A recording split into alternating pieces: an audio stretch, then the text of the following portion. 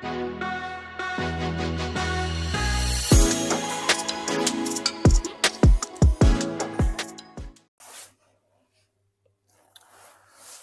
Students, ये question हमारे सामने है। ये है जेईई मेन 2020 का क्वेश्चन और एक अच्छा क्वेश्चन है ये। इस क्वेश्चन में सिचुएशन क्या है, पहले हम इसको समझ लेते हैं और इसके बाद देखेंगे कि इसको सॉल्व कैसे करना है। तो क्वेश्चन में हो ये रहा है, for the given input waveform voltage waveform v the output voltage waveform v naught t across the capacitor is correctly depicted by। इन्होंने ये पूछा है कि ये एक रेजिस्टेंस है और एक ये कैपेसिटर है। इसके अक्रॉस जो वोल्टेज अप्लाई करते हैं वो एक बैटरी ने लगाई है। एक बैटरी का वोल्टेज हमेशा कांस्टेंट रहता है। यहाँ पर जो वोल्टेज लगाया है वोल्टेज चेंज हो रहा है। वो वोल्टेज 5 वोल्ट के बराबर रहता है और कांस्टेंट वैल्यू पर रहता है। कितने टाइम के लिए? 5 माइक्रोसेकंड तक। फिर ये वोल्टेज हो जाता है ज़ीरो। इसके बाद फिर ये अचीव करता है कितना वोल्ट? 5 वोल्ट। तो इसकी वैल्यू 5 वोल्ट होती है, फिर ज़ीरो हो जाती है, फिर 5 वोल्ट होती है, फिर ज़ीरो हो जाती है। कितने इंटरवल के बाद ये चेंज हो रहा है? 5 माइक्रोसेकंड के बाद। ठीक है, तो इसमें चार्जिंग भी होगी जब 5 वोल्ट है, और उसके बाद जब वोल्टेज ज़ीरो हो जाएगा तो इसकी डिस्चार्जिंग भी होगी। इसका एक डायग्राम मैं यहाँ पर बना के कट करके अलग से रख लेता हूँ और इसका एक इक्विवेलेंट डायग्राम बनाता हूँ मैं कि एक आरसी सर्किट की तरह से ही है ये, जिसमें एक रेजिस्टेंस है, ये है आर और ये कैपेसिटर है। और पहला केस जिसमें कि वोल्टेज 5 वोल्ट के इक्वल है और ये है 10 नैनोफेराड और रेजिस्टेंस की वैल्यू है 1 किलो ओम के बराबर। ये है केस 1। केस 1 कौन सा केस होगा? चार्जिंग का केस है ये। कितने टाइम तक चार्जिंग हुई है? इसकी चार्जिंग होती है 5 माइक्रोसेकंड तक। तो चार्जिंग ऑफ कैपेसिटर के केस में हम जानते हैं कि charge as a function of time होता है Q equal to q naught 1 minus e to the power minus t upon tau. इस चार्ज को अगर मैं कैपेसिटेंस से डिवाइड कर दूं तो ये बन जाएगा वोल्टेज का expression V equal to v naught 1 minus e to the power minus t upon tau. इसमें टाउ क्या है? ये है टाइम कांस्टेंट। तो टाइम कांस्टेंट कैलकुलेट कर लेते हैं। T equal to r c होता है। आर की वैल्यू दी हुई है 10⁻³ ओम और ये था 10 इंटू 10⁻⁻⁹ यानी 10 नैनो फैरेड के बराबर। तो इसको सिंप्लीफाई करने पर ये बचेगा 10 इंटू 10⁻⁻6 सेकेंड, या टाउ की वैल्यू आएगी 10 माइक्रो सेकेंड के बराबर। ये है टाइम कांस्टेंट। अब जो वोल्टेज हमने अप्लाई किया है इस पर, वो वोल्टेज कितने टाइम के लिए कांस्टेंट है? 5 वोल्ट की वैल्यू पर वो है 5 माइक्रो सेकेंड के लिए, यानी जो टाइम कांस्टेंट है उससे कम के लिए। तो ये कैपेसिटर पूरी तरह से चार्ज तो हो नहीं पाएगा, तो इस पर कितना चार्ज आएगा 5 माइक्रो सेकेंड में, वो निकाल देते हैं। तो V equal to v naught की वैल्यू होगी 5, 1 minus e to the power minus t की वैल्यू है 5 माइक्रो सेकेंड, टाउ की वैल्यू है 10 माइक्रो सेकेंड। तो V equal to 5 into 1 minus e to the power minus 0.5। E to the power minus 0.5 की value होती है approximately 0.6 के बराबर। ठीक है, इसको ध्यान रखना, बार बार इसकी ज़रूरत पड़ेगी। तो इसको सिंप्लीफाई करने पर V इक्वल टू आता है 5 इंटू 1 माइनस 0.6 यानी 5 इंटू 0.4। तो जो वोल्टेज आया वो कितना आया? 2 वोल्ट के बराबर। यानी कि 5 माइक्रो सेकंड में वोल्टेज किस वैल्यू तक पहुंच पाएगा? 2 वोल्ट तक पहुंचेगा। अब इसके बाद क्या होगा? इसके बाद हो जाएगी इसकी डिस्चार्जिंग स्टार्ट हो जाएगी। यहाँ पर आप देख सकते हैं 5 माइक्रो सेकंड तक तो चार्जिंग हुई, इसके बाद वोल्टेज कितना हो गया, 0। तो जब वोल्टेज 2 वोल्ट था उसके बाद से इसकी डिस्चार्जिंग शुरू हो जाएगी।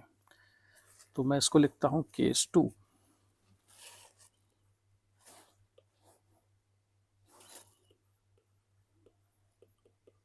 केस 2, और ये होगी इसकी डिस्चार्जिंग।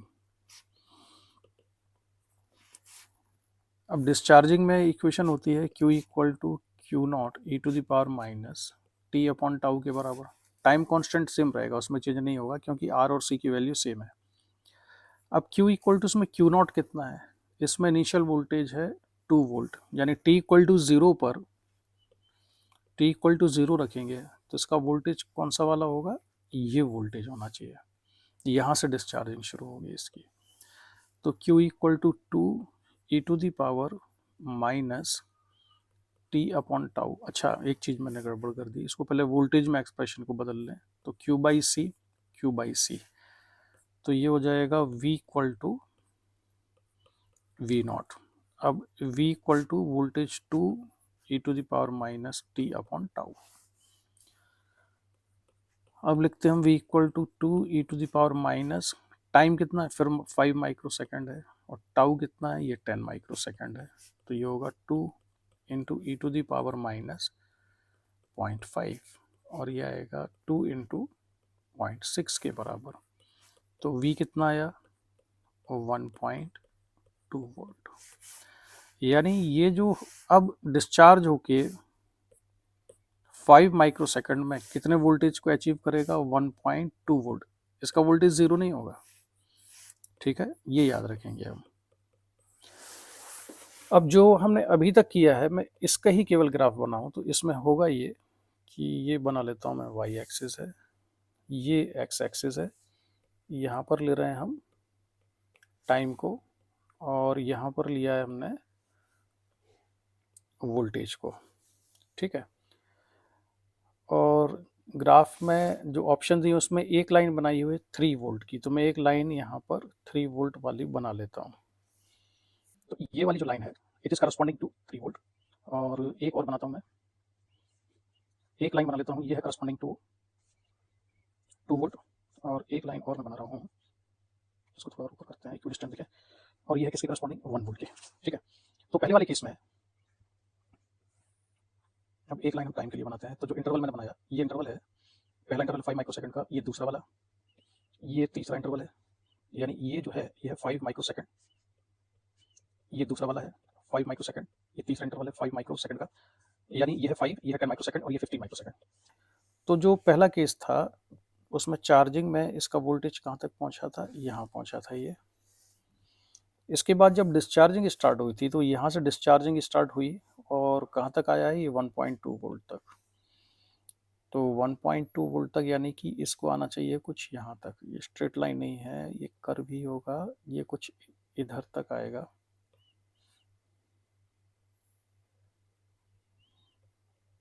वन पॉइंट, ये इधर तक बना लिया मैंने, ठीक है। अब दोबारा से जब चार्जिंग स्टार्ट होगी, तो जब दोबारा से चार्जिंग स्टार्ट होगी तो इसका ऑलरेडी इस वाले टाइम पर वोल्टेज कितना होना चाहिए, इसका वोल्टेज होना चाहिए 1.2 वोल्ट। तो अब इसका डेरिवेशन मैं नहीं कर रहा हूँ, अगर हम इस वाले केस में फर्दर चार्जिंग के लिए इक्वेशन लिखेंगे, यानी कि सेकेंड चार्जिंग, कहाँ से कहाँ तक की बात कर रहे हैं हम, from 10 microsecond to 15 microsecond के लिए, ये 10 माइक्रो सेकेंड वाली पोजीशन है, ये है 10 माइक्रो सेकेंड, और ये है 15 माइक्रो सेकेंड वाली position.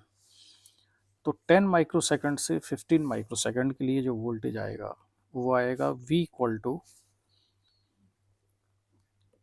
5 into 1 minus e to the power minus t upon tau plus 1.2 e to the power minus t upon tau.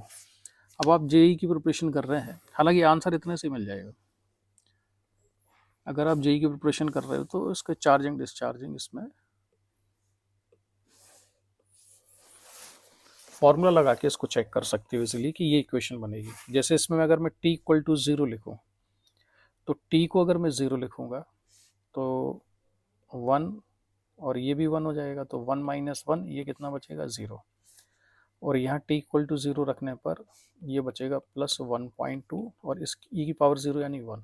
तो वोल्टेज t इक्वल टू 0 पर कितना होगा इस एक्सप्रेशन से 1.2, जो कि होना भी चाहिए क्योंकि यहाँ पर 1.2 वोल्ट है। और ध्यान रखना इस पोजीशन को मैंने t इक्वल टू 0 लिया है, इस वाले t की काउंटिंग में यहाँ से स्टार्ट कर रहा हूँ। ये वाला जो टाइम है इसमें मैं यहाँ से काउंटिंग स्टार्ट कर रहा हूँ, ठीक है। ये 10 माइक्रोसेकंड नहीं लिख रहा हूँ, यहाँ पे t0 लिख रहा हूँ। तो इसमें अगर हम वोल्टेज देखें नेक्स्ट 5 सेकंड के लिए कितना हो जाता है, 5 माइक्रोसेकंड के लिए, तो v equal to 5 1 minus e to the power minus 5 upon 10, time constant अभी भी उतना ही है, और 1.2 e to the power minus 5/10। 5 into 1 minus ये e की power minus 0.5 plus 1.2 e to the power minus 0.5, e की पावर माइनस 0.5 मैंने बताया 0.6 होता है, तो इसको 5 इंटू 1 माइनस 0.6 प्लस 1.2 इंटू 0.6, ये होगा 5 इंटू 0.4 प्लस 0.72 के बराबर, और ये हो जाएगा 2 प्लस 0.72, यानी वोल्टेज आना चाहिए 2.72 वोल्ट के बराबर। कितने टाइम पर, 15 माइक्रोसेकंड वाले टाइम पर इतना आना चाहिए। देखो एग्जैक्टली ये 3 वोल्ट पे नहीं पहुंचा है, ठीक है। तो इसका जो ग्राफ बनेगा अब यहाँ से, ये स्टार्ट होगा यहाँ और इसको जाना चाहिए 2.72 तक, ठीक है। और इस तरह से आगे इसको सॉल्व करते जाएंगे। हालांकि हमें इतना डिटेल में सॉल्व करने की ज़रूरत नहीं थी थर्ड स्टेप में भी, यानी सेकंड चार्जिंग, उससे पहले ही हमको आइडिया लग रहा था कि आंसर क्या होना चाहिए, लेकिन कॉन्सेप्ट की क्लैरिटी के लिए मैं इतना इसको सॉल्व करके आपको दिखा रहा हूँ। इसके अलावा देखना कि ये जो क्वेश्चन आया था, इस क्वेश्चन के जो ऑप्शन में ग्राफ बने हुए हैं, ये कई सारी बुक्स में ना इनके ग्राफ की प्रिंटिंग सही नहीं है। जैसे यहाँ पर ये एग्जैक्टली 3 पे टच करा दिया है 15 माइक्रोसेकंड पे, 3 पे टच नहीं होगा, इसको टच होना चाहिए था थोड़ा नीचे 2.7 समथिंग पर, ठीक है। तो खैर इस क्वेश्चन को अब आप समझ ही गए होंगे कि इसका जो आंसर है वो कौन सा होगा, ए होगा। तो answer of this question is a, ठीक है। ये वाले आंसर नहीं होंगे।